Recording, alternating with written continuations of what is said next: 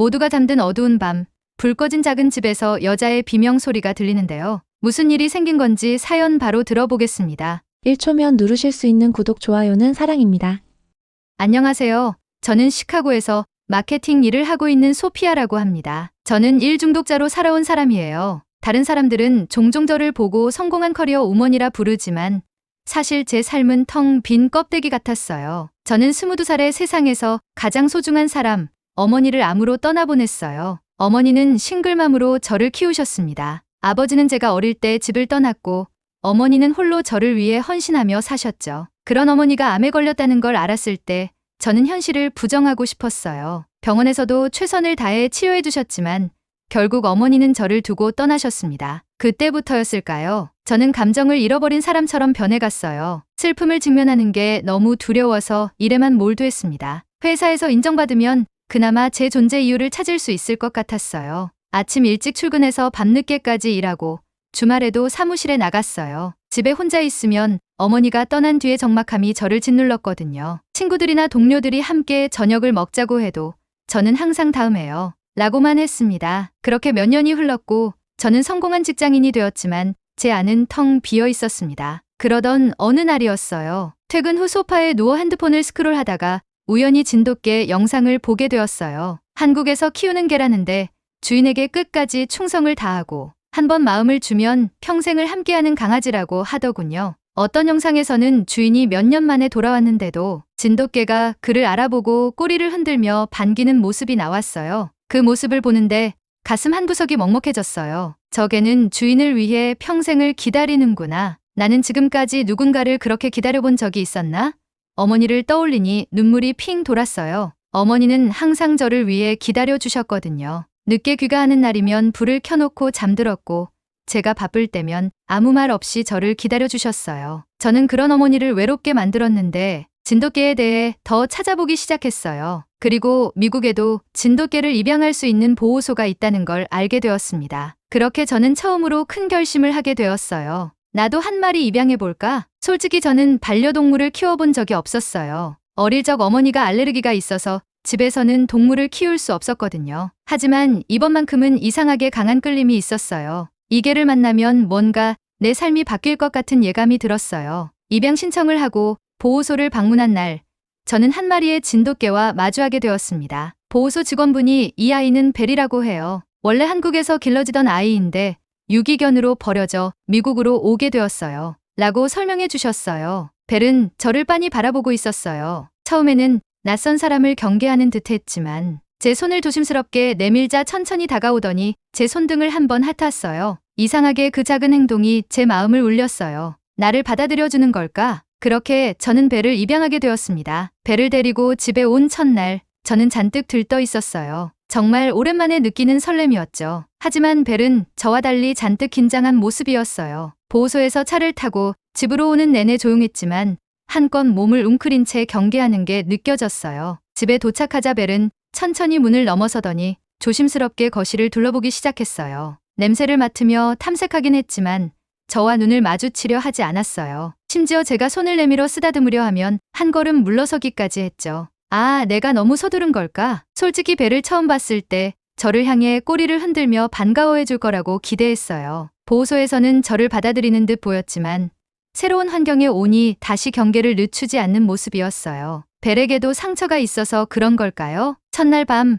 벨은 거실 구석에 웅크려 잠들었어요. 저는 벨을 위해 푹신한 게 침대를 준비했지만 거기에 가지도 않더군요. 저도 모르게 속상한 마음이 들었어요. 하지만 그때 문득 이런 생각이 들었어요. 나도 어머니가 떠나신 후 사람들과 거리를 두고 살았잖아. 벨도 나처럼 마음을 여는데 시간이 필요한 거겠지. 그렇게 며칠이 흘렀어요. 저는 벨이 편안함을 느낄 수 있도록 조용히 지켜보며 기다리기로 했어요. 그리고 벨이 먼저 다가올 때까지 억지로 친해지려 하지 않기로 했죠. 그러던 어느 날 아침 놀라운 일이 일어났어요. 저는 평소처럼 출근 준비를 하고 있었고 벨은 여전히 거리를 두고 있었어요. 그런데 문득 제 발끝에서 따뜻한 기운이 느껴졌어요. 고개를 숙여보니 벨이 제 발 옆에 앉아 있었어요.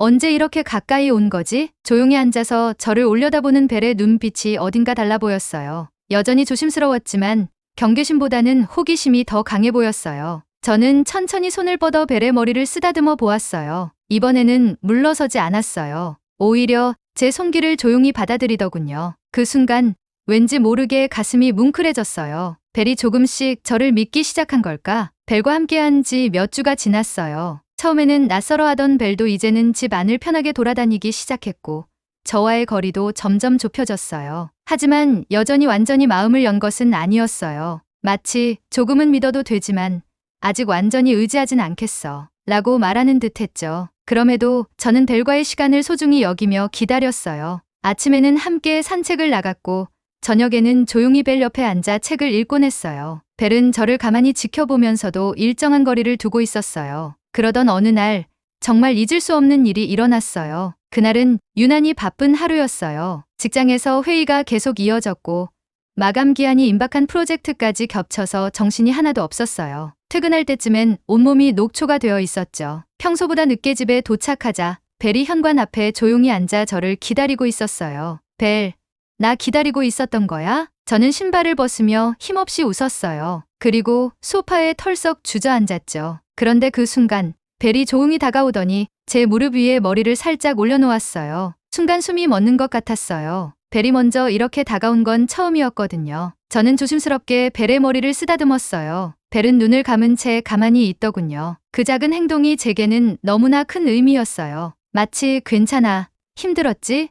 난 여기 있어 라고 말해주는 것 같았어요. 그날 이후로 벨과 저는 더 가까워졌어요. 아침 산책 때도 저를 더 자주 쳐다봤고 부르면 예전보다 빠르게 다가오기도 했어요. 무엇보다 벨은 혼자 있는 시간이 많았던 저에게 따뜻한 위로가 되어주고 있었어요. 저는 벨을 통해 다시금 누군가와 마음을 나눈다는 것이 얼마나 소중한지 깨닫게 되었어요. 벨과의 생활이 점점 익숙해질 무렵 저는 벨이 다른 개들과는 조금 다르다는 걸 깨닫기 시작했어요. 처음에는 그냥 우연이라고 생각했지만 시간이 지나면서 확신이 들었죠. 예를 들어 벨은 한 번도 대소변 실수를 한 적이 없었어요. 처음 집에 데려왔을 때부터 화장실을 스스로 찾아갔고 산책을 나가면 꼭 같은 장소에서만 용변을 봤어요. 훈련된 개라고 해도 이렇게 완벽할 수 있을까 싶었죠. 그리고 산책을 할 때도 다른 개들처럼 흥분해서 뛰어다니지 않았어요. 항상 조용히 저를 따라왔고 갑자기 다른 개들이 짖거나 뛰어들어도 절대 당황하지 않았어요. 그러던 어느 날 그런 벨의 특별함을 확실하게 깨닫게 된 사건이 일어났어요. 그날은 평소처럼 퇴근 후 벨과 산책을 나간 날이었어요. 집 근처 공원에서 함께 걷고 있었죠. 그런데 어느 순간 벨이 갑자기 멈춰 서더니 몸을 낮추고 주변을 경계하는 듯한 자세를 취했어요. 왜 그러지? 벨이 이런 행동을 한 적이 없어서 이상한 기분이 들었어요. 저는 주변을 둘러봤지만 특별히 이상한 건 없었어요. 그냥 사람들이 벤치에 앉아 있고 반대편에서 조깅하는 사람이 한 명 보일 뿐이었죠. 그런데 그때였어요. 멀리서 어떤 남자가 천천히 우리 쪽으로 걸어오고 있었어요. 처음에는 그냥 산책하는 사람인 줄 알았어요. 그런데 벨이 점점 더 긴장하는 걸 보니 뭔가 이상했어요. 그리고 그 남자의 손을 보니 이상하게도 겨울도 아닌데 두꺼운 외투 주머니에 손을 깊숙이 넣고 있었어요. 그 순간 불길한 기분이 들었어요. 저는 벨을 천천히 뒤로 물리고 조용히 자리를 피하려고 했어요. 그런데 그 남자가 갑자기 우리 쪽으로 빠르게 걸어오기 시작했어요. 이거 정말 이상한데? 그런데 그 순간 벨이 낮게 으르렁거리며 제 앞으로 나섰어요. 마치 한 발자국도 다가오지 마 라고 말하는 것처럼요. 평소 조용하고 온순했던 벨이 이렇게까지 경계하는 건 처음이었어요. 저는 벨을 따라 한 걸음 뒤로 물러났어요. 그러자 그 남자는 저를 한번 쳐다보더니 갑자기 방향을 틀어 반대편으로 사라졌어요. 저는 그제야 긴장이 풀리며 한숨을 내쉬었어요. 뭐였지? 그때 깨달았어요. 벨이 아니었다면 저는 그냥 아무렇지 않게 그 남자와 마주쳤을 거라는 거요. 혹시 나쁜 의도가 있었던 사람이라면 생각만 해도 아찔했어요. 집으로 돌아오는 길, 저는 벨을 바라보며 말했어요. 벨, 내가 아니었으면 나 정말 위험했을 수도 있겠네. 고마워. 벨은 아무렇지도 않다는 듯 조용히 저를 올려다보았어요. 하지만 저는 확신했어요. 벨은 단순한 반려견이 아니라 저를 지켜주는 존재라는 걸요. 그리고 저는 벨 덕분에 처음으로 누군가가 나를 지켜주고 있다는 감정을 느꼈어요. 그날 이후로 벨과 저는 더욱 특별한 유대감을 느끼게 되었어요. 그 이후에도 벨이 나를 위험해서 지켜준 일이 한두 번이 아니었어요. 공원에서 수상한 남자를 쫓아냈던 날 이후 저는 벨이 단순한 반려견이 아니라는 걸 더욱 확신하게 됐어요. 그리고 그 예상은 틀리지 않았어요. 어느 날 밤이었어요. 저는 퇴근 후 피곤해서 일찍 잠들었어요. 벨도 제 침대 옆에서 조용히 자고 있었죠. 그런데 한밤중 갑자기 벨이 낮게 으르렁거리는 소리에 잠에서 깼어요. 뭐지? 반쯤 감긴 눈으로 벨을 쳐다봤어요. 평소 조용한 벨이었는데 이번에는 확실히 뭔가 불안해 보였어요. 그리고 몇 초 후 집 밖에서 이상한 소리가 들려왔어요. 드르륵 드르륵. 마치 누군가 창문을 조심스럽게 건드리는 소리였어요. 순간 등골이 서늘해졌어요. 저는 숨을 죽이고 귀를 기울였어요. 그리고 분명하게 들었어요. 철컥. 문고리를 살짝 돌리는 소리. 도둑이야. 심장이 미친 듯이 뛰기 시작했어요. 저는 급히 휴대폰을 찾아 911을 누르려고 했어요. 그런데 그 순간 끼익 하고 현관문이 서서히 열리는 소리가 들렸어요. 저는 그대로 얼어붙었어요. 어둠 속에서 거친 숨소리와 함께 검은 그림자가 거실로 들어왔어요. 공포에 질린 저는 비명을 질렀어요. 그 순간 벨이 번개처럼 뛰쳐나갔어요. 날카로운 이빨을 드러낸 채 도둑을 향해 거칠게 지저댔어요. 도둑이 놀라서 뒷걸음질 쳤지만 벨은 멈추지 않았어요. 이빨을 드러내며 도둑의 바지가랑이를 낚아챘어요. 으악! 이게 뭐야? 도둑이 벨을 떼어내려고 난리를 쳤지만 벨은 더욱 세게 물어뜯었어요. 천이 찢어지는 소리가 났고 도둑은 비틀거리며 넘어졌어요. 저는 그 틈을 놓치지 않고 전등을 켜고 소리쳤어요. 당장 나가. 도둑이 당황한 듯 급히 일어나더니 찢어진 옷을 끌어안고 허겁지겁 도망쳤어요. 벨은 끝까지 쫓아가 문 앞에서 사납게 짖었어요. 밖에서 황급히 달아나는 발소리가 들리더니 곧 정적이 찾아왔어요. 저는 벨을 끌어안고 덜덜 떨리는 손으로 경찰에 신고했어요. 벨의 가슴도 빠르게 오르내렸지만 여전히 문 쪽을 예의주시하고 있었어요. 벨, 너 덕분에 살았어. 저는 벨의 머리를 쓰다듬으며 안도했어요. 벨은 조용히 꼬리를 흔들며 제 손에 코를 비볐어요. 그날 밤 저는 다시는 잊을 수 없는 벨의 용기를 보았어요. 벨은 폭설 속에서도 저를 구해줬어요. 이번엔 집이 아니라 끝없는 눈으로 뒤덮인 거대한 자연 속에서였죠. 그날은 한겨울이었어요. 회사 출장으로 다른 도시를 방문했다가 늦은 밤 차를 몰고 집으로 돌아오고 있었어요. 도로는 한산했고 가로등 불빛만이 희미하게 깜빡이고 있었죠. 그런데 갑자기 거센 눈보라가 몰아치기 시작했어요. 처음에는 가벼운 눈발이었어요. 하지만 금세 눈송이가 커지더니 사방을 뒤덮으며 앞이 제대로 보이지 않을 정도로 변했어요. 와이퍼를 최대 속도로 돌려도 소용이 없었어요. 시야는 점점 좁아졌고 도로와 갓길의 경계마저 희미해졌어요. 안 되겠다. 속도를 줄이자. 저는 조심스럽게 속도를 낮췄어요. 그런데 그 순간 쿵! 차가 갑자기 휘청이며 한쪽으로 쏠렸어요. 핸들을 급히 잡았지만 차체가 미끄러지며 갓길 쪽으로 빠지기 시작했어요. 쾅! 거친 충격과 함께 차가 눈더미에 박혀 멈췄어요. 가슴이 쿵쾅거렸어요. 심호흡을 하며 바깥을 보니 도로는 이미 새하얀 눈 속에 묻혀가고 있었어요. 큰일이네. 휴대폰을 꺼내 들었지만 신호가 잡히지 않았어요. 눈보라가 워낙 심해 구조 요청도 할 수 없는 상황이었죠. 저는 입술을 깨물고 깊이 갇힌 차 바퀴를 살펴봤어요. 혼자 힘으로 빠져나가기엔 역부족이었어요. 그때 뒷좌석에서 가만히 있던 벨이 고개를 들었어요. 걱정스러운 눈빛으로 저를 바라보며 낑낑댔죠. 괜찮아, 벨. 어떻게든 빠져나가 보자. 하지만 시간이 지나도 차는 꿈쩍도 하지 않았고 밖의 기온은 점점 더 떨어지고 있었어요. 손끝이 시려왔고 차 안의 공기가 서서히 차가워졌어요. 그때였어요. 벨이 갑자기 창문을 향해 짖기 시작했어요. 멍. 왜 그래, 벨? 벨은 창밖을 향해 코를 킁킁거리더니 이내 제 옷자락을 살짝 물며 차에서 나가자고 조르는 듯했어요. 직감적으로 벨이 뭔가를 감지한 것 같았어요. 망설이다가 저는 두꺼운 외투를 걸치고 차 문을 열었어요. 눈보라가 세차게 몰아쳤고 차가운 바람이 얼굴을 사정없이 때렸어요. 벨은 망설임 없이 앞장서서 눈길을 헤치고 걸어가기 시작했어요. 벨, 어디 가는 거야? 저는 벨을 따라갔어요. 발이 눈 속에 깊이 빠졌지만 벨은 멈추지 않고 걸어갔어요. 그러다 문득 앞쪽에서 희미한 불빛이 깜빡이는 게 보였어요. 집, 아니면 구조소? 가까이 가보니 그곳은 작은 오두막이었어요. 창문 안에서 은은한 빛이 새어나오고 있었어요. 저는 한 걸음에 문을 두드렸어요. 저기요, 도와주세요. 잠시 후 안에서 인기척이 들리더니 문이 열렸어요. 안에는 한 할아버지가 서 계셨어요. 이 눈보라 속에서 어쩌다가 어서 들어오시오. 저는 얼어붙은 몸을 간신히 안으로 들여놓았어요.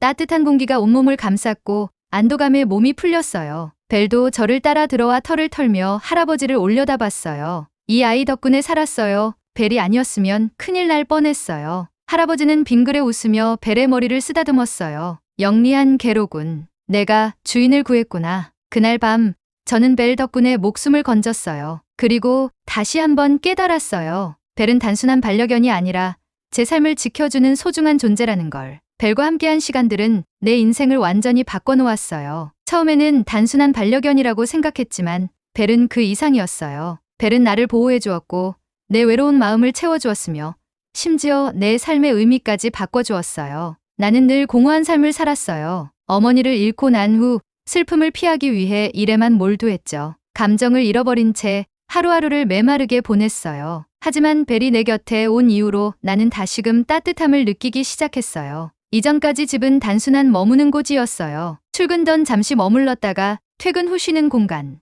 하지만 벨이 내 곁에 오고 나서 집은 완전히 다른 공간이 되었어요. 퇴근 후 현관문을 열면 벨이 꼬리를 흔들며 반겨주었어요. 누군가 나를 기다리고 있다는 사실이 이렇게 따뜻할 줄 몰랐어요. 집에 돌아왔을 때 맞아주는 존재가 있다는 것만으로도 외롭다는 생각이 들지 않게 되었어요. 혼자 밥을 먹던 나에게도 변화가 생겼어요. 벨의 밥을 챙겨주면서 나도 같이 식사를 하게 되었고 아무렇게나 때우던 식습관도 바뀌었어요. 벨과 함께하는 일상이 점점 규칙적으로 변했고 건강도 좋아졌어요. 벨을 키우기 전에는 삶이 지루하고 아무 감정도 느껴지지 않았어요. 하지만 벨 덕분에 나는 작은 것에서도 행복을 느낄 수 있게 되었어요. 아침마다 벨과 산책을 하면서 맑은 공기를 마시는 것이 얼마나 기분 좋은 일인지 깨닫게 되었어요. 공원에서 다른 강아지들과 어울리는 벨을 보며 자연스럽게 사람들과 대화하게 되었어요. 나는 더 이상 혼자가 아니었어요. 회사에서도 변화가 생겼어요. 예전에는 일밖에 몰랐지만 이제는 벨과 함께할 시간을 더 소중하게 여기게 되었어요. 그래서 불필요한 야근을 줄이고 삶의 균형을 찾기 시작했어요. 벨과 함께한 지 어느덧 3년이 흘렀어요. 벨은 여전히 나를 지켜주고 있어요. 때로는 보호자로서, 때로는 친구로서, 그리고 가족으로서. 나는 더 이상 공허한 삶을 살지 않아요. 벨이 내 곁에 있으니까요. 어느 날 문득 이런 생각이 들었어요. 내가 벨을 구한 게 아니라 벨이 나를 구한 게 아닐까? 나는 이제 더 이상 외롭지 않아요. 벨 덕분에 나는 다시 살아가는 이유를 찾았어요. 벨과 함께라면 나는 앞으로도 계속 행복하게 살아갈 수 있을 거예요. 고마워, 벨. 내가 내 삶을 바꿨어. 오늘의 사연은 여기까지입니다. 재미있으셨다면 구독과 좋아요 부탁드립니다. 그리고 한국에 대한 특별한 경험이나 사연이 있으시다면 저와 함께 공유해 주세요. 시청해 주셔서 감사합니다. 오늘도 행복하세요.